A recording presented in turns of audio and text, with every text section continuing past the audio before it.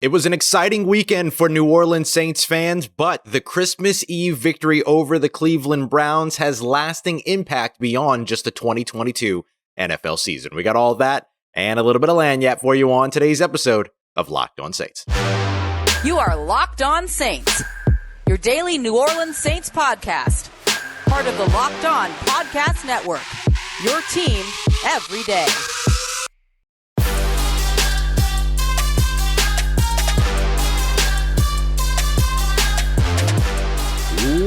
What is good, Who Dat Nation and Who Dat family? Welcome into another episode of Locked On Saints, your daily podcast covering your favorite team, the New Orleans Saints, part of Locked On Podcast Network, your team every day. Thanks so much as always, making Locked On Saints your first listen of the day every day. Don't forget we're free and available on all podcast apps and on YouTube as well. And I'm your host, Ross Jackson, at Ross Jackson Nola on Twitter, your New Orleans Saints expert credential member of the media, CrescentCitySports.com, USA Today's Saints Wire, Tuesdays on Locked On NFL, and here with you every single Monday through Friday on Locked On Saints. Today's episode, we're going to be taking a look at the win for the New Orleans Saints against the Cleveland Browns on Christmas Eve. We'll talk about what's next for the New Orleans Saints, including some starters that could be getting more opportunities, or some young starters that could be getting more opportunities toward the end of the season. Why the New Orleans Saints shouldn't have to deal with the whole dome teams can't play in cold weather narrative anymore, considering their success over the course of the past 10 years. But first,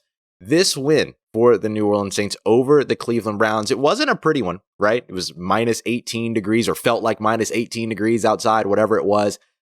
Listen, after a certain point, cold is just cold, in my opinion. And that point is probably around like 20 degrees for me, 20 above, too cold. After that, everything below that just feels cold.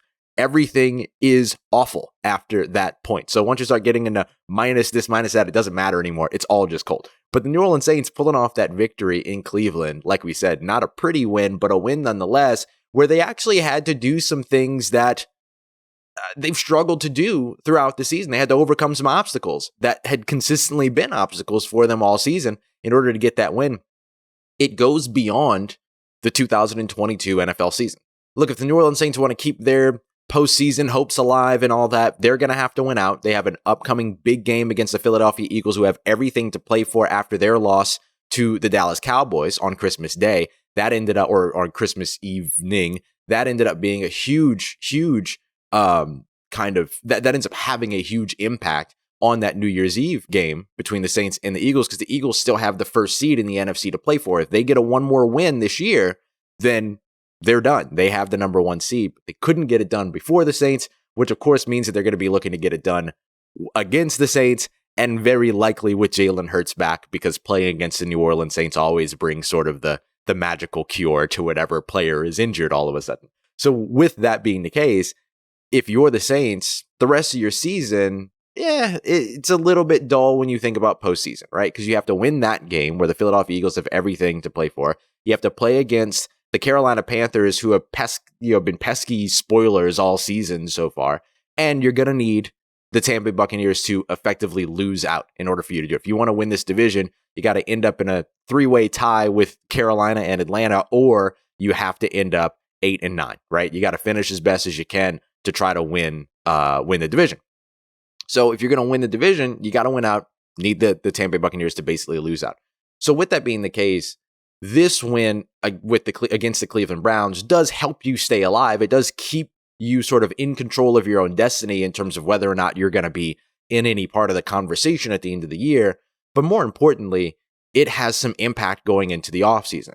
Dennis Allen's going to be back in 2023. And that's one of the things that this win very likely means. So what other changes happen around the team? Did you see enough throughout this season to not make any changes anywhere on the coaching staff? I don't think so. I think you're going to end up seeing coordinator shifts, things like that. I could see this team going back to a single defensive coordinator as opposed to co-defensive coordinator. Apparently, Sean Payton's already out there trying to hire Vic Fangio as his defensive coordinator, which, by the way, I heard about that a few weeks ago. And so to see that be confirmed out loud the way that it was, it tells you everything that Sean Payton's hoping to get back into coaching this year, which also can mean good things for the New Orleans Saints for getting that first round pick. The other reason why this win ends up having a lasting impact goes back to exactly that.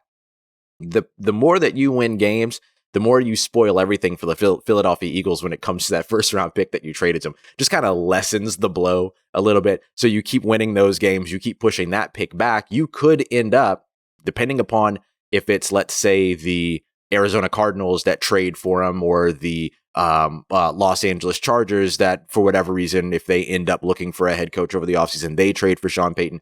Houston Texans can enter the chat on that conversation as well, with a ton of cap space and the first overall pick, which wouldn't be the one that they would send for Sean Payton. They'd have to send the other first round pick. So you could end up actually with just as good a first round selection as the one that you traded to Philadelphia by the time that this is all said and done, which would be kind of a massive win for the New Orleans Saints. So this win here against Cleveland sets everything up for the rest of the season, yes, but it has that lasting impact going into the offseason, going into 2023, going through that season as well. Knowing that you can build a game plan around the run game and that you can still trust your defense to stop the run is huge. But you also now have a really good understanding of just how valuable Trevor Penning is in the run game, just how valuable Taysom Hill is in the run game, how important it is to get Alvin Kamara on the outside. We broke it down last week in terms of the rushing percentages to the outside and where that's been lower. On Sunday, 7 runs to the outside, 5 to the right end, 2 to the left end. Alvin Kamara getting outside, getting in space. A screen pass thrown in this game. Short area passing. We saw only 3 attempts beyond 10 yards from the line of scrimmage. Everything was an extension of the run game. You know you can still win with that game plan. You know you can still put that together in the most treacherous of territories. Now, if you can do it in a controlled space and put it all together where, in the dome or where it really matters, right? Then all of a sudden you could start putting together what this team can look like in 2023. So massively important impact moving forward. And that win against Cleveland doesn't stay in Cleveland. It doesn't stop in Cleveland. It continues to roll on, right, through the offseason and into next year as well. So just an important win for New Orleans, an important win for Dennis Allen, an important win for Mickey Loomis, an important win for guys like Ryan Nielsen, right, who are looking for maybe an actual, like a full-on defensive coordinator role this offseason somewhere. It's one of those wins that ends up resonating. It's the pebble that starts the ripple that eventually turns into, as Cam Jordan would describe it, a tidal wave. And so that's what this Cleveland win was. It's going to be innocuous. It's going to be one of those ones that doesn't seem like it's a lot. It's going to be very unassuming for right now. But later on down the line, we're going to be looking back at that Cleveland game and be like, oh, yeah, okay, all of a sudden that makes sense. Oh, not having Chris Olave had a massive impact. Not being able to get the ball to Juwan Johnson lessened what they can do on the scoreboard. Running with Taysom Hill 7 times or more. Oh, right, they're 14-1. Thanks to Mike Triplett for that stat when they do that. Those are the things that you learned in this matchup. It was not just as simple as a notch in the win column. It's going to have a lot of impact moving forward. All right, let me step off my soapbox about how important that win was. And let's get to instead why we can't talk about the New Orleans Saints not being able to play or win in cold weather anymore. Even if they lost in Philly next week, which should be another cold weather outdoor game, the New Orleans Saints, that whole narrative is BS. It's got to go. We'll talk about why as we continue on with today's episode of Locked On Saints.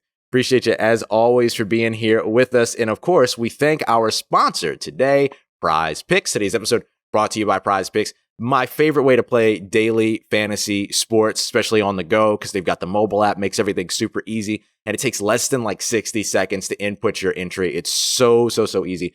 And there's none of this playing against a bunch of mystery lineups to win a mystery percentage of a mystery pot or anything like that. It's your knowledge of your favorite sports, players, games, matchups, whatever it is that you love, versus the house. It's that simple. All you have to do is pick 2 to 5 athletes, players, whatever it is that you're looking at, and pick whether or not they're going to come in at more or less than their Prize Picks projection. That simple. So when you see a game that has, a quarterback that says 155.5 passing yards, you think they're going to come in at more or less than that, choose that 2 to 5 times. You can win up to 10 times the entry that you put down to get everything started. It's that simple. And first-time users are going to get a 100% instant deposit match of up to $100 by using the promo code LOCKED ON over at prizepicks.com or the Prize Picks app. You put down $100, they'll give you $100. Put down $50, they'll give you $50. It's a 100% instant deposit match of up to $100 by using the promo code LOCKED ON at prizepicks.com.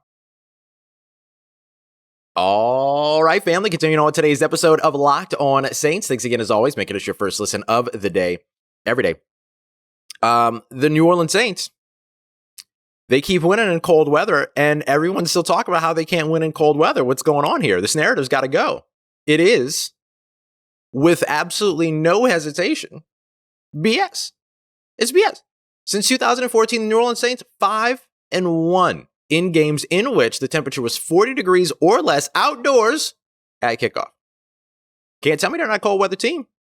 They've been winning since 2014 doing this for almost 10 years. They didn't play in 2013, 2012, so you can call it 10 years if you want to. 5-1 in cold weather situations outdoors. But yet we continuously have to hear this narrative over and over and over again. Oh, the Saints, they're a dome team. And it's not just the Saints, by the way. Football is football. And one of the things that I love when you talk to anybody about the weather that's playing this game is that they'll tell you, fam, everyone's playing in the same weather. Like they were saying, yeah, it was cold, but it was cold for everybody.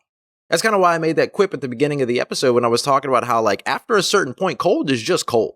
Like you could see all of us, if you're on Saints Twitter, if you're on Louisiana Twitter, you can see all of us, New Orleans Twitter, up there, Christmas Eve, the day before Christmas Eve, tweeting out, oh, it's 5 degrees here, it's 3 degrees here, it's 6 degrees here. Everybody's tweeting out like cropped photos of how cold it is where they were. That's how you know you're from Louisiana, because all of a sudden you get out and you start to realize there's other weather everywhere else. And the only weather you're trying to figure out is whether or not you should just stay in bed all day because it's too dang cold outside. And for the New Orleans Saints, like when you look at all of these games that they played, and this includes a playoff win, by the way, in cold weather. Let's not forget that they also did this in the postseason just a few years ago. Back, was it 2018, if I remember correctly? Or it was 2018 playoffs, but it was 2019. It was like January 2019. But they get this, and like I mentioned, like all the dome teams around the NFL get this whole thing that like, oh, dome teams can't go out and play in cold weather. And I think we just have to stop. Like you gotta let it go. You gotta let it go. The narrative doesn't work anymore. It doesn't work anymore. It like you don't have anything that backs up the idea that they can't win in cold weather, because you know what they've done? 5 out of the last 6 times they've won in cold weather. It's what they do. And so, like, where does this stop, right? Oh, well, the dome teams can't win outside because it's cold, or the dome then you go from that to the dome teams can't win outside at all because it's outside and there's wind. Oh my goodness. And then it's like, oh, well, the dome teams can't win because they're not playing in their dome. It's a little bit different. The HVAC system blows a different way. Like, just stop, dude. Like these narratives are so bad sometimes, and we like continuously fall into them over and over again. I know I do. Like I have made the mistake of talking about the New Orleans Saints being like, oh, it's a cold weather game and stuff like that, which like is a factor, but it's more so a factor when it's raining or snowing, or it's the other elements. It's not just the fact that it's cold. So I look at this and I looked up this stat when I was doing my takeaways piece for Saints Wire right after the win on Christmas Eve. And I'm like, wow, 5-1 over since 2014. Basically, I was looking back to 2012. I was looking back to 10 years. And like they're winning these games. And then you look at the other dome teams that are also playing, and like they're winning their games out there too. It's cold for everybody. It doesn't matter if you're a dome team, doesn't matter if you're used to playing in it or whatever. And I think that it helps too. Who were the quarterbacks for the New Orleans Saints, right? Taysom Hill, he came up playing at Penn State, right? You had Andy Dalton, who played in Cincinnati for the vast majority of his career, played in Chicago for an additional year as well. Chris Olave, I know he didn't play in this game, but he was somebody that was coming out of Ohio State. He's played in the Ohio weather before. Rashid Shaheed played in Utah. He played at Weber State, played in Utah. Like, these guys are used to this, right? And this was the argument that I used to make all the time when Drew Brees was a quarterback, was that Drew Brees was a quarterback at Purdue.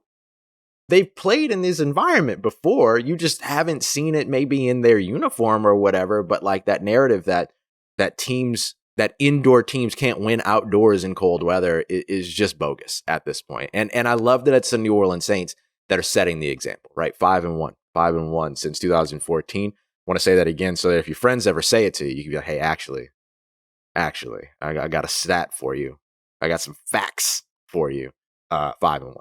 So that's where it is. And I know that some people are probably thinking about, oh, well, they lost to the Philadelphia Eagles last year and the year before. Both of those were above 40 degrees before kickoff. It was in the 50s.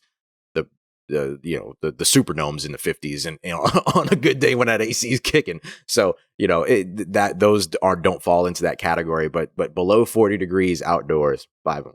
So yeah, the Saints, let's just call them what they are. They're a cold weather team, They're a cold weather team. That's why they came out in those icy whites. That's why they came out in those icy whites in the snow up against the Cleveland Browns. All right, so what's next for the New Orleans Saints, right? They get this win against the Cleveland Browns. We kind of talked about, we broke down how it has a lasting impact in terms of coaching, everything like that. But the next two games, let's focus in, look at the next two games, and let's take a look at the players that have kind of the most to gain over the course of the final pair of games for the New Orleans Saints. We're going to look at that and break all that down as we wrap up today's episode of Locked On Saints. Today's episode brought to you by NHTSA. Let's say you're hanging out with some friends, throwing back a few drinks, getting some brewskis, all that, and then all of a sudden, few becomes too many, right? And then as the evening comes to an end and people start to head out, you start calling for a ride, or really instead of calling for a ride, you just think, I can get home, all right? It's no big deal. I'll be okay. What are the odds that you'll get pulled over if you're only so close? And even so, what's the worst that could happen, right? Well, the worst that can happen, let me just be upfront with you, is you can severely hurt someone, or worse, you can fatally wound someone.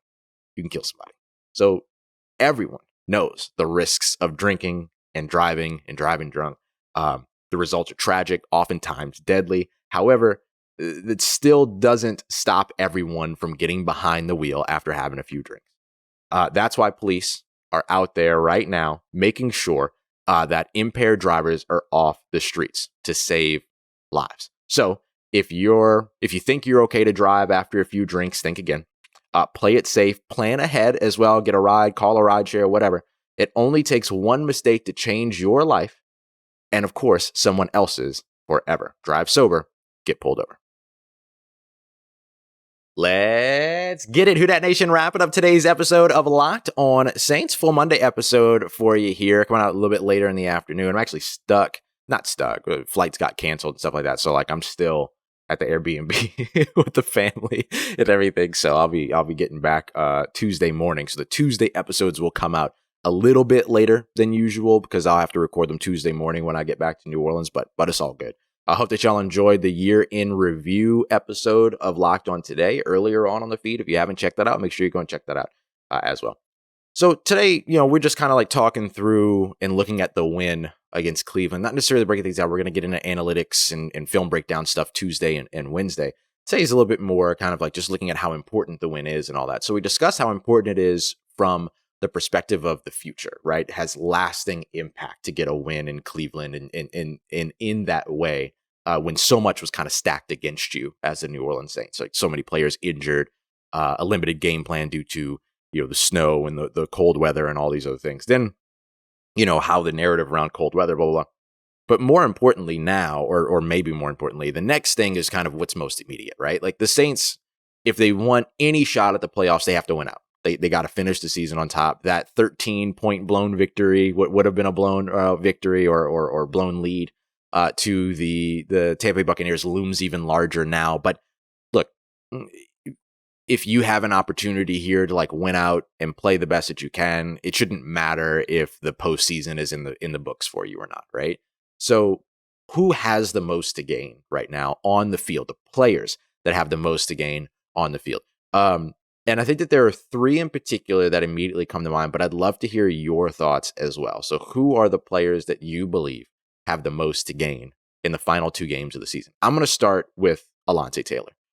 Spoke about him after the game, how he can very easily be cornerback 2, right? CB2, opposite Marshawn Lattimore. I feel that he's deserved that. He's earned that at this point. He's been outstanding. Targeted 5 times in this game, allowed only 2 receptions for, I believe it was 12 yards, only 1 yard after catch. So he was making tackles at the catch point, which was very important in this game. Broke up the pass that ended up being the Daniel Sorensen interception, forced an incompletion in the back of the end zone, just stone cold, calm, cool, collected, pushed the dude out of bounds as he tried to come down with the pass. Those moments, those 2 moments for me right there show you poise. They show you a lack of panic. They show you composure, all of these things that are really, really important for a cornerback in the NFL. and one of the reasons why I believe that he should be stepping into that starting conversation sooner rather than later. And so I think Alontae Taylor, over the course of the last 2 games, like, he deserves every opportunity to go out there, wrap up the season. He continue to put in work, continue to go up against some premier talent like AJ Brown and Devontae Smith, like getting the opportunity to go up against those guys next week. He deserves that opportunity to show you what else he can do, put more on tape, and improve more to his coaching staff before the offseason. It to me, that's one of the most important moments. And he has so much to gain despite the fact that he's already earned so much. You know what I mean? And so I put Alontae Taylor up there. Another guy that is staying on the defensive side that I'll put up there for me is David Onyemata. David Onyemata, who split a sack in this game along with Kentavious Street. I might even put Kentavious Street in this conversation as well. But a free agent at the end of the season. This is a contract year. He's not been as disruptive as consistently as we've seen him be in the past, but I think he's done more than enough to warrant another contract. Maybe not a contract to the extent that he got most recently, but in a draft coming up that's got some really, really quality interior defensive line options from rounds 1 through 5, probably a free agent class that we broke down not too long ago that's got a lot of options as well. Him showing that he can still have an impact in the run game, that he can get that push up the middle, which we saw the Saints get much better with that in this game against Cleveland, and showing that he can kind of show up and stand up at those big moments. That's contract earning stuff. And so now if you can do that again against a heavy run team in Philadelphia, if you're able to, counteract, I assume Jalen Hurts would be healthy and ready to go by Saturday. And so if that's the case, how do can you finally contain the guy that's been a thorn in your side for the last 2 seasons? All of that. I think David Onyemata's got a lot to gain over the course of these last 2 games in terms of looking at his contractual future with the New Orleans Saints. And then jumping over to the offensive side, a guy that I think has a lot of opportunity here in the last 2 games and should be getting a lot of opportunity to show you what he can do is Trevor Penning.